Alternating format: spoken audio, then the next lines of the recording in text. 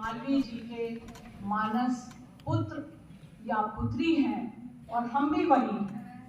तो आप सबका मैं faculty of science, institute of science की तरफ से बहुत स्वागत करती हूँ और आपको ये बताना चाहती हूँ कि जिन्होंने भी यहाँ पर एडमिशन लिया है वो एक प्रोसेस से पास हुए हैं, उन्होंने बहुत मेहनत की है और तब वो उनका यहाँ पर एडमिशन हुआ है।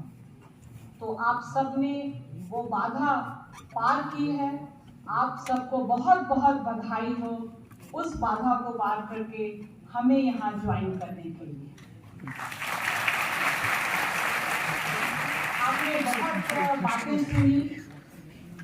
हमने शुरू में सोचा था कि ये प्रोग्राम 1.5 घंटे से 2 घंटे में हम खत्म कर लेंगे, लेकिन आपने देखा होगा कि जिसने भी आपसे बातें की इस मंच से किसी फॉर्मेलिटी से बात नहीं की है, आपसे जुड़ के आपसे बातें की हैं। तो वो जुड़ाव हम खुद भी ये महसूस करते हैं जो आपके साथ रहा है। आप किसी भी जगह से आए हैं, किसी भी स्टेट से आए हैं, कहीं से भी आप आए हैं, आप सब अब हमारे हैं। आपकी समस्याएं हमारी हैं और उनको सॉल्व करने के लिए हम एक परिवार की तरह काम करेंगे। ये तो आप सभी समझ चुके होंगे, क्योंकि जिन्होंने भी अभी तक आपको यहाँ कुछ भी कहा है, एक गार्जियन की ही तरह से उन्होंने आपको सब कुछ समझाने की बातें की हैं। बहुत सारी बातें कह दी गई हैं। जैसा कि आपको बताया गया कि मैं इस यूनिवर्सिटी में आई, मैं भाग्यशाली नहीं थी कि मुझे बीएससी में यहाँ एडमिशन मिले। शायद मेरे माता पिता ने बेटी होने के नाते मुझे अपने से दूर नहीं करना चाहा होगा, लेकिन जब एमएससी में मेरा यहाँ एडमिशन होने को हुआ तो उन्होंने मुझे बाहर जाने की परमिशन दी, जबकि जेएनयू में भी मेरा एडमिशन हुआ था और पंतनगर यूनिवर्सिटी में भी एडमिशन हुआ था। और इस तरीके से मेरा भाग्य बदला और मैंने इस यूनिवर्सिटी को ज्वाइन किया और उसके बाद की जर्नी बहुत अच्छी रही। चाहे वो पढ़ाई से रिलेटेड थी, चाहे वो मेरे अपने जीवन से रिलेटेड थी, चाहे जिंदगी को समझने से रिलेटेड थी, मैंने हर क्षेत्र में अपने सेटिस्फैक्शन तक की सफलता प्राप्त की है। और मैं उसमें क्योंकि मुझे ब्लेसिंग्स देनी है आपको, तो मैं उसमें आपसे को ये आशीर्वाद देना चाहती हूँ कि आप बहुत ऊंचाइयों तक जाएं और उन ऊंचाइयों पर पहुंचें। हम बड़े स्वार्थी हैं, क्योंकि जब आप ऊंचाइयों पे पहुंचेंगे तो हमारा नाम होगा, हमारी यूनिवर्सिटी का नाम होगा और मालवीय जी जहाँ कहीं भी हैं जो हमें आशीर्वाद देते रहते हैं, उनको बहुत सुख होगा। एक बात उन्होंने कही थी कि मैं मोक्ष नहीं प्राप्त करना चाहता हूँ, मैं बार बार जन्म लेना चाहता हूँ, क्योंकि जब मैं बार बार जन्म लूंगा तो मैं मानवता की सेवा कर पाऊंगा। अगर मुझे मोक्ष मिल जाएगा तो वो मेरा पर्सनल अचीवमेंट होगा।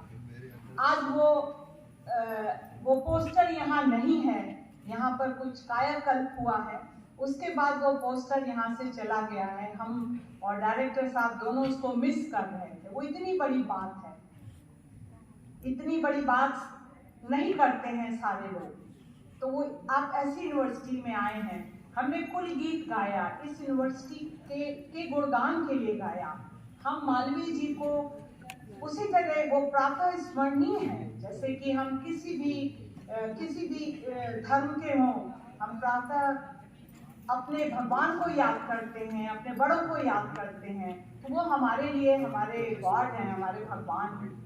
हम उनको माला अर्पित क्यों करते हैं ये आप जानिए। कोई भी प्रोग्राम आप देखिएगा कि कभी भी नहीं पूरा होता है बिना उन्हें माला अर्पण करने के। तो उनको माला अर्पण करके हम समर्पण करते हैं कि हम आपके बताए हुए अच्छे रास्तों पर चलेंगे और आपके बताए हुए अच्छे रास्तों पर चलने के साथ ही हम नाम करेंगे। आप सबको विश्वास नहीं होगा कि जब देश आजादी से जूझ रहा था उस समय मालवीय जी ने यहाँ जो एजुकेशन से सिस्टम बनाया था, अपने स्टूडेंट्स को वो कहते थे कि तुम पढ़ो, तुम सब जाकर के मरने मिटने पे मत लगो, तुम पढ़ो, तुम स्ट्रांग पढ़ो, क्योंकि मैं जानता हूँ कि देश को आज़ादी मिलेगी और जब देश को आज़ादी मिलेगी तो देश को आगे ले जाने का जिम्मा आपके कंधे पे होगा। आप सबको ये विश्वास नहीं होगा, आप अपने माता पिता से पूछिए और इतिहास को पढ़िए कि उस जब आज़ादी हुई तो चाहे वो जज थे, चाहे वो इंजीनियर थे, इंजीनियरिंग कॉलेज यहाँ था, चाहे वो एजुकेशन का क्षेत्र था, चाहे वो इंडस्ट्रीज थी, चाहे वो पॉलिटिक्स थी, हर जगह बनारस हिंदू यूनिवर्सिटी के स्टूडेंट्स थे देश को आगे ले जाने के लिए।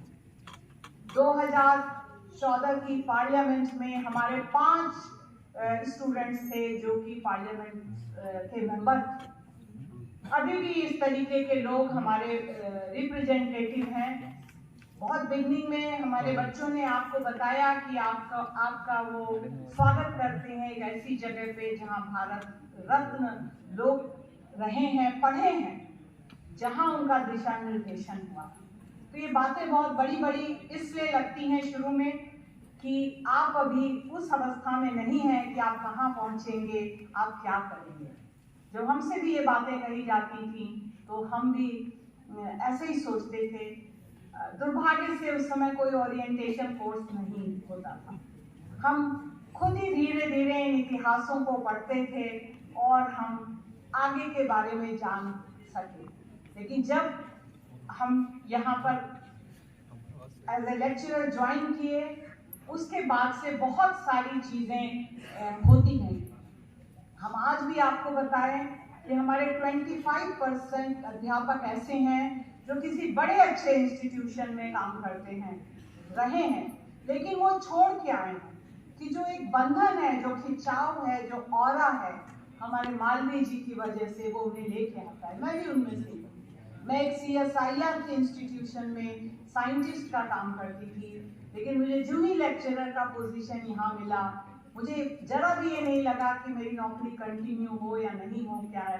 मुझे लगा कि एक ऐसी चीज हो गई थी, एक लड़की के साथ जिसका एक विलेज बैकग्राउंड है, तो वो सपना नहीं था, क्योंकि हम तो उस तक पहुंचना ही नहीं कभी सोच पाते थे, वो सपना नहीं था। लेकिन फिर भी मुझे जब यहाँ मिला तो वो जुड़ाव मैं आप लोगों से शेयर करना चाहती थी कि आप सब करेंगे, धीरे धीरे करेंगे, क्योंकि जो बच्चे हमें यहाँ से छोड़ के जाते हैं, जब वो जुड़ते हैं, वो अपनी बातें करते हैं, तो हमें वो एहसास होता है कि वो भी वही सोच रहे हैं जो हम सोच रहे हैं। आज आपके इतने जो वॉलेंटियर खड़े हैं वो अपना क्लास छोड़ के यहाँ खड़े हैं, उनको अटेंडेंस नहीं मिलेगी इस काम से।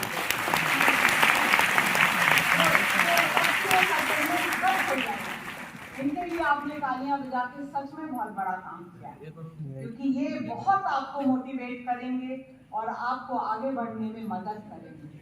हम सब जो आगे बढ़े हैं अपने सीनियर्स के द्वारा या उनसे सीनियर्स के द्वारा, तो इनसे एक बहुत अच्छा संबंध आप सब लोग रखिए, आपस में भी रखिए और उन लोगों के साथ भी आप बहुत अच्छा संबंध रखिए।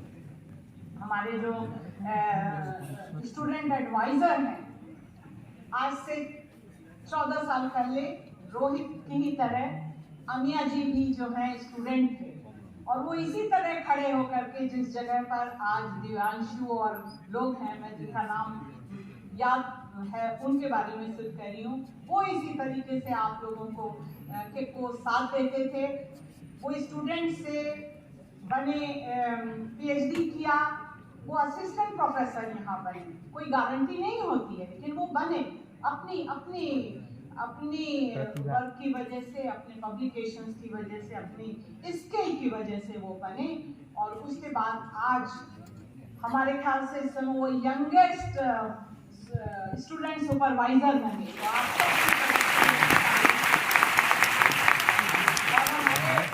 भी लोगों ने आपको बोला है, हमारे देखिए सीनियर प्रोफेसर फिजिक्स वाले जिन्होंने आपका फिजिक्स का डर हटा दिया, उन्होंने हॉस्टल को कितनी सरलता से आपके सामने प्रस्तुत किया। हमारी मैडम होरो जो आप देखिएगा कि फील्ड को कितना आपको सहायता करेंगी।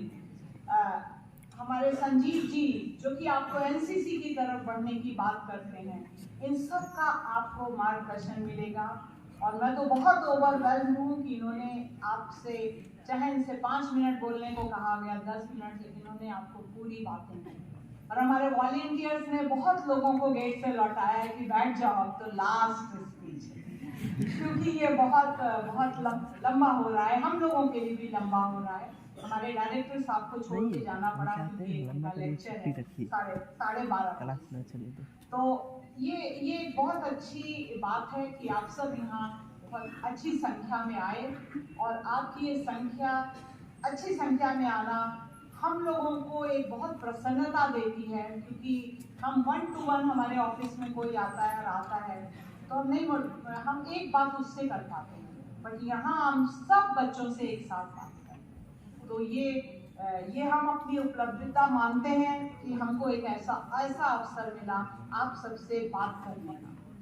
मैं और बातें तो आपसे नहीं करूंगी, लेकिन मैं डीन फैकल्टी ऑफ साइंस होने के नाते उन बच्चों के क्वेश्चन का भी जवाब दूंगी, बहुत शॉर्ट में दूंगी। मैं लंबे उन्होंने क्वेश्चन दिए और मैं उन सभी को बधाई दूंगी जिन्होंने मुझे क्वेश्चन लिख के दिए, हमारे वॉलंटियर्स को, और वो हमारे पास आया। इसमें सबसे पहला क्वेश्चन था, is the new education policy is being implemented at BHU? Right now I would say that हमारी जो पॉलिसी थी वो उसी डायरेक्शन में पहले से थी। So as such we are still working on that. अभी हमने UGC की जो फ्रेमवर्क है उसको पूरी तरीके से आपके साथ नहीं किया है। Banaras Hindu university is a autonomous body. हम पूरा का पूरा UGC की बात माने ये भी जरूरी नहीं है। इसी मंच से हमारे वाइस चांसलर ने अभी कुछ 2-4 दिन पहले कहा कि 2 तरीके की रेस होती है, एक मैराथन होती है, 100 मीटर होती है।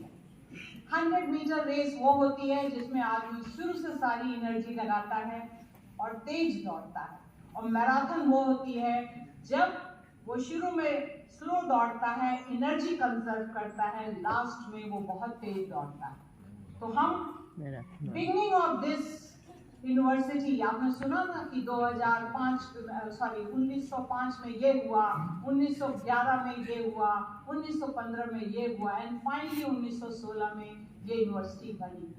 तो हम वो डिबेट कर रहे हैं और हम स्टेक होल्डर मीटिंग भी करेंगे। हम आपका भी इंतजार कर रहे हैं कि आप क्या चाहते हैं, क्या कॉम्बिनेशंस चाहते हैं, हम आपको किस कॉम्बिनेशन के साथ डालते हैं। अगर हम आपको ये एक आपसे जानेंगे टेलीग्राम मैसेज के थ्रू या जैसे भी कि आप क्या चाहते हैं, किन कॉम्बिनेशंस को चाहते हैं, क्योंकि जो पॉलिसी बताई गई है वो उस पॉलिसी में एज ए स्टेक होल्डर आप लोगों ने अभी पार्टिसिपेट नहीं किया। लेकिन जो हमारा सिस्टम है वो शुरू से ऐसा है कि हम सिर्फ यही काम नहीं कर पाए हैं कि 4 इयर्स BSc किया, 3 इयर्स अभी BSc है और 2 इयर्स MSc है। The only thing which we have to change is basically accept 4 years BSc, जिसमें आप फर्स्ट ईयर में आप चले गए तो आपको सर्टिफिकेट मिला, सेकेंड ईयर में चले गए तो फर्स्ट ईयर में डिप्लोमा, सेकेंड में सर्टिफिकेट, थर्ड में BSc एंड फोर्थ ईयर में आपको BSc ऑनर्स मिलेगा, और आपको MSc सिर्फ 1 ईयर का करना होगा। इस तरीके की उपलब्धि के साथ आप फॉरेन यूनिवर्सिटीज में डायरेक्ट मास्टर्स के लिए एडमिशन पा पाएंगे। गवर्नमेंट ऑफ इंडिया ने ये भी बहुत सोचा है कि हमारे लोग बहुत आगे अच्छा करें। तो ये इसका आंसर है। Second, are the courses we are enrolled are flexible, academic programs can be enrolled in 2 courses of BHU at the same time. अगर ये फुल टाइम कोर्सेज हैं तो नहीं, लेकिन अगर कोई सर्टिफिकेट कोर्स या डिप्लोमा कोर्स जो इवनिंग टाइम में होता है, जैसे लैंग्वेजेस का होता है, उसको किसी ने नहीं बताया, आप यहाँ पर 16 फॉरेन एंड इंडियन लैंग्वेजेस पढ़ाई जाती हैं। जर्मन भी है, फ्रेंच भी है, जापानीज भी है, चाइनीज भी है। So you can join any one of them in the evening college. So all these activities which are supposed to be held here, आप उसको ज्वाइन कर सकती हैं, बट फुल टाइम कोर्सेज तो आप एक साथ नहीं ज्वाइन कर सकती हैं। And this is also true for NEP. NEP में भी अगर आप छोड़ देंगे वो टाइम, क्रेडिट बैंक में आपका क्रेडिट चला जाएगा, and then you can join another course, come back and start from where you have left. एक स्टूडेंट ने पूछा है कि फर्स्ट सेमेस्टर की, ये बहुत अच्छा क्वेश्चन है, फर्स्ट सेमेस्टर की क्लासेस इतनी लेट हुई हैं तो आप कैसे मैनेज करेंगे? कोरोना काल से हम सिर्फ मैनेज कर रहे हैं और 3 साल में हम बड़े स्ट्रांग हो गए, मैनेजमेंट में पहुंच गए। लास्ट ईयर हमारे सेमेस्टर 1 के स्टूडेंट्स ने जनवरी में ज्वाइन किया था, आपकी पढ़ाई तो अब शुरू हो गई। तो जब उन्होंने ज्वाइन किया था तो हम लोगों ने 3 महीने पढ़ा के 1 महीने एग्जाम लिया। 3 महीने मीन्स ऑलमोस्ट 80 डेज पढ़ाया, कोर्स नहीं कम किया, 80 डेज पढ़ाया। हमारे प्रोफेसर मिश्रा ने आपसे कहा है कि डे 1 से आपको पढ़ना है। You have to be very very particular in revising those things which your teacher is teaching in your class. और साइंस के सारे लोग ऐसा करते आते हैं, अगर वो नहीं करें तो आगे नहीं चल सकते हैं। So I am sure you are following it. तो फिर हम लोगों ने, आप you will be happy to know कि उस सेमेस्टर का एग्जाम जनवरी 5 से हो रहा है। हम जनवरी में उनकी सारी परीक्षा खत्म करके उनका फरवरी से क्लास चलाएंगे, मई तक वो रेगुलर हो जाएंगे। आपके लिए भी हमारे पास रेसिपी है, हम घर भी चलाते हैं। और उस रेसिपी के अंदर बेटा आप बिल्कुल मत, आप लोग ये सोचिए कि आप एग्जैक्टली 3 साल बाद निकलेंगे। अप्रैल में आपका एग्जाम होगा, जब आपका थर्ड ईयर का लास्ट सेमेस्टर का 6th सेमेस्टर का, and then you will be getting your results in 1 month and then your degrees and other thing by July when you are seeking admission for any other university or this university. So be assured of that and cooperate. Cooperation in the sense that mid term अच्छा करिए, end semester अच्छा करिए। आपकी पढ़ाई रफली suggested है 80 to 90 days, तो हम आपको 80 to 90 days की पढ़ाई करेंगे उनको छोड़ के, आपकी छुट्टियों को छोड़ के। तो रफली हम लोगों ने आपके केस में कैलकुलेट किया है कि आपको मार्च तक आपकी पढ़ाई पूरी हो जाएगी, या शायद साइंस फैकल्टी में मिड मार्च तक हो जाएगी, और हम आपका एग्जाम 15 to 16 डेज में लेकर के अप्रैल में आपको 2nd सेमेस्टर स्टार्ट कर देंगे। जुलाई में भी आपको पढ़ाएंगे, अगस्त में आपका एग्जाम लेंगे, in the same way as we did in the last year. फिर आपका एक क्वेश्चन है कि what is BHU e library, how it is useful for BSc student. E library, जब आप लाइब्रेरी में अपना कार्ड बनाएंगे तो वहां पर आपको जाकर के पता चलेगा, आपको ई-लाइब्रेरी से जर्नल्स भी देखते हैं और बहुत सारी डिजिटाइज बुक्स हैं, उनको आप देख सकते हैं। तो जो आपके टीचर्स आपको बुक बताएं उनको भी देखिए। एक बहुत इंपॉर्टेंट बात आपको बताना चाहते हैं कि हर डिपार्टमेंट की अपनी भी बहुत अच्छी लाइब्रेरी है। You can get some textbook in your name from there also for 2-3 days or 5 days, or there are some textbooks which you can keep for longer. तो वो हर डिपार्टमेंट में है। Apart from central library, you have that facility also to visit your department with whatever combinations you are studying. तो एक ये important है। Where can we get previous year papers? सारे previous year papers available हैं, और सारे previous examination के portal पे, और जितने भी आपके यहाँ वॉलेंटियर हैं ये सब आपको बता देंगे थ्रू द टेलीग्राम ऑल्सो। ये तो नहीं है टेलीग्राम पे कि आपको कैसे उनको एक्सेस करना है, इसके लिए कहीं दौड़ भाग आपको नहीं करनी है। ये बड़ा अच्छा क्वेश्चन है कि एक्स्ट्रा करिकुलर एक्टिविटीज के साथ अटेंडेंस कैसे मैनेज करेंगे। तो जो पार्टिसिपेशन आकांक्षा में होते हैं या किसी और में होते हैं, उनके लिए हम लोग हेड्स को लिखते हैं कि ये इसमें इन्वॉल्व थे, तो या एनसीसी में बाहर जाते हैं, या एनएसएस में बाहर जाते हैं, या स्पोर्ट्स में बाहर जाते हैं, तो हम उनको इसके साथ अटेंडेंस का कुछ देते हैं। But not other things which you decide yourself, or you make your own things and do it. Because other club activities and other things will be mostly restricted to the evening time. क्योंकि otherwise for 60 days you are busy with all these extracurricular activities.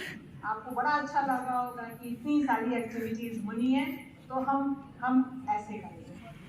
तो ये सारी चीजें हैं। But जैसा कि professor Mishra ने कहा है आपको कि आपकी 90% अटेंडेंस जरूरी है, जो रेस्ट ऑफ द 20% है वो उसमें ये आपका कैसे मैनेज होगा। Okay, got it. फिर एक किसी ने पूछा है what are the different scholarships for BSU students and how can we get it. हमारे अभी जो वाइस चांसलर साहब हैं, उन्होंने भी बहुत सारी स्कॉलरशिप्स शुरू की हैं।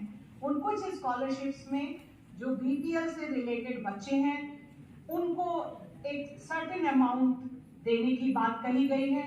इसी तरीके से जो हमारे जो दिव्यांग बच्चे हैं, उनको भी इस तरीके की स्कॉलरशिप देने की जरूरत की गई है। इन सब के लिए आपको dean of students Banaras Hindu university के यहाँ जाकर के फॉर्म लेने पड़ेंगे। इसके अलावा भी कुछ स्कॉलरशिप्स हैं जो डिफरेंट स्टेट गवर्नमेंट्स देती हैं किसी मद में, उनके बारे में भी आप बात कर सकते हैं। हमारे स्कॉलरशिप सेक्शन जो कि डीन ऑफिस में ही पीछे इस इंफॉर्मेशन से मिलता है, आप सबके लिए ये किया जाएगा और आपको कहा जाएगा कि आपकी स्टेट की ये स्कॉलरशिप आपको कंटिन्यू हो। एक बड़ा अच्छा क्वेश्चन है, can I change my honours. ऐसा बहुत लोग का क्वेश्चन होगा। Yes, you can change your honors, but it is only possible in the 3rd year, and then you have to have very high marks in that in your examinations. So for few seats which are available with us, we fill, आपसे हम मांगेंगे, सबसे मांगेंगे, और फिर हम उन लोगों की छोड़ी हुई सीटों पे और सीटों पर एडजस्ट करेंगे। And I will tell you कि last 2 years से probably 100% उनका ऑनर्स चेंज हो गया last 2 years से। Only I am saying not before that। तो एक मौका आपको मिलेगा, बट उस मौके के लिए आपको बहुत मेहनत करनी पड़ेगी।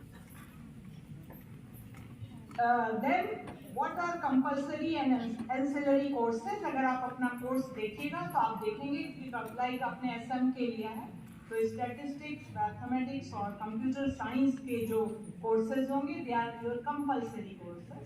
और एंसिलरी कोर्सेज ऐसे हैं बीएससी में कि जो बायो ग्रुप के हैं उन्हें हम मैथ्स पढ़ाते हैं, और जो मैथ्स ग्रुप के हैं उन्हें हम बायो पढ़ाते हैं।